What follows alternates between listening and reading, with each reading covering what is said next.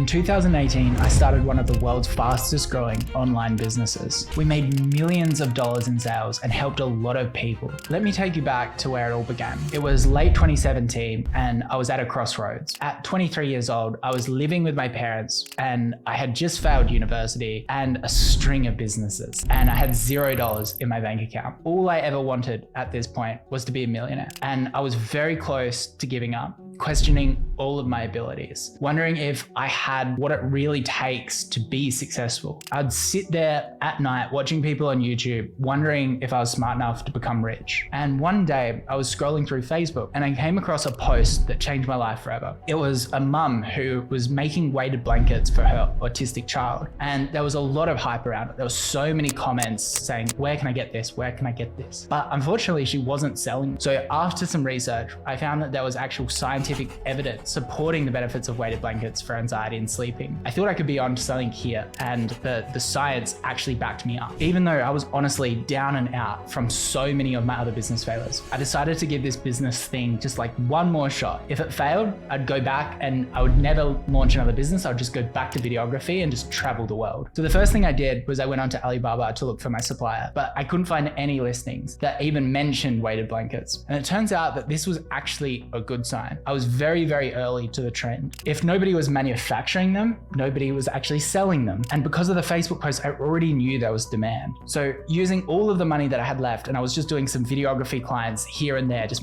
funneling it in, I managed to get this beautiful sample of a 7-kilo weighted blanket from China. It was grey, it was stunning. I honestly couldn't afford a full order at this stage because I was just so broke from like all my last failures. I then had to get my mum and my girlfriend and my neighbor's child to actually model the blankets around the house. I couldn't afford an actual model or photo shoot. And I was just taking photos, and then I just set up a basic Shopify store. I launched the store on a Saturday night and set up like the worst Facebook ads you've ever seen, not knowing how it was going to go. And also knowing that if I didn't get any traction initially, I was just going to run out of like money in a few days. Within a few hours, I just heard that Shopify ka-ching. Instantly, it was just complete relief. It just kept coming in, ka-ching, ka-ching, ka-ching. And we did over $1,000 very, very quickly for a month pre-order, meaning that we didn't have the product, but we were going to ship it in a month. And people were still willing to purchase now and wait. This was just a huge validation. I remember thinking, okay, I'm going to be an overnight success. In our first year, we made over $10 million in sales and $1.5 million in profit. The second year, that number grew to $2.5 million in profit. It was a crazy feeling trying to launch businesses for 6 years straight, constantly falling short, then suddenly this happening. What really just,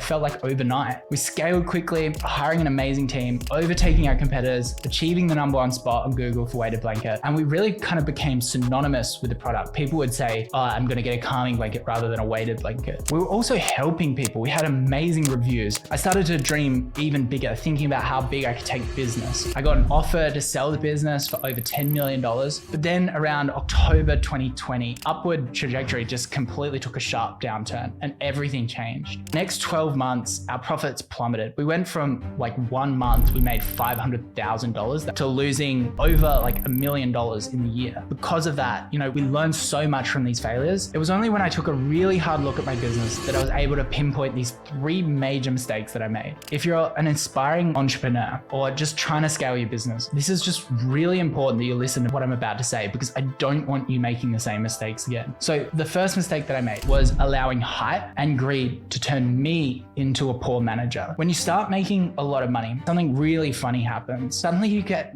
really afraid of losing it. You think you're going to be happy, but you're actually just scared. A common thing that entrepreneurs do in this situation is they try to repeat this initial success in another secondary business. They use the rationale that if business A gets taken away from them, at least they'll have business B making money. Now, this logic is so flawed. What it does is make suboptimal decisions with your time and resources. Now, I took this even further. I launched over 10 brands after calming blankets, which meant that I would spend at maximum 1 hour focusing on calming blankets a week, and it was making millions of dollars. I was ignoring the need for tight financial control and clear cost centers for each brand. I allowed each business and their financials just to all merge into one big mess under one account. It was hard to even know if we were making money because I wasn't sure who was working on what. I also hired aggressively and expanded our team to about 100 people. I was just so focused on the bottom line online as a whole across all the brands. So I was ignoring calming blankets. Communication then just became so complex. Tracking output was challenging. Motivating a large team was way harder than I thought as well. Now, keep in mind, this was my first successful business, and these were the first people that I have ever hired. And the main mistake that I think I made here was nobody in the company was properly incentivized whether calming blankets lived or died or thrived. And I failed to realize also that the beauty of e-commerce is that they can stay lean. You can hire VAs. You don't need to hire full-time employees, and they can work on a fractional basis. The final thing to summarize is a David Sachs quote, which is, the benefits of synergies are hypothetical, but the benefits of focus are immediate. We lacked focus and paid the price. We ended up restructuring our entire organization, and each business became its own entity with dedicated teams and clear profit centers. This is how it should have been set up from the beginning, but it was just too late. Now, the second mistake was not having a basic product strategy. We expanded into new brands, new products without a clear strategy, launching variations of the weighted blanket, such as like a hand-woven weighted blanket, silver iron weighted blanket, bamboo weighted blankets, would keep our customers just constantly coming back. But this approach just didn't work. It diluted our brand and confused our customers. We just also moved far too quickly, not giving each product drop a proper process. You see, each product that you drop on e-commerce should have a clear, unique selling proposition that creates the ability to acquire new customers at a profitable acquisition cost on Facebook. In my current successful brands, we do this very well. We spend so much time thinking and planning about new products. Then crazily, Kmart, my brand, the Oodie, entered the market as a cheaper alternative. Yeah, I know what you're thinking. It's pretty stupid that I started competing with my own brand. They focused on a lower cost product, making it possible to sell a cheaper product using their massive size and brand strength. The problem was the Oodie was also using the same marketing channels as calming blankets, so it was even worse than Kmart. Oodie ended up becoming probably the #1 seller of weighted blankets in Australia. But this comes back down to product. Our initial product strategy didn't provide the long-term leverage we needed, and our only defense was our brand and our high quality product. The results, customers just kind of flocked to this lower end of the market. Our brand just wasn't strong enough to retain customers, and we lost a significant market share. We didn't have a clear product flywheel like Oodie, where we create different variations of the Oodies and drop them month on month.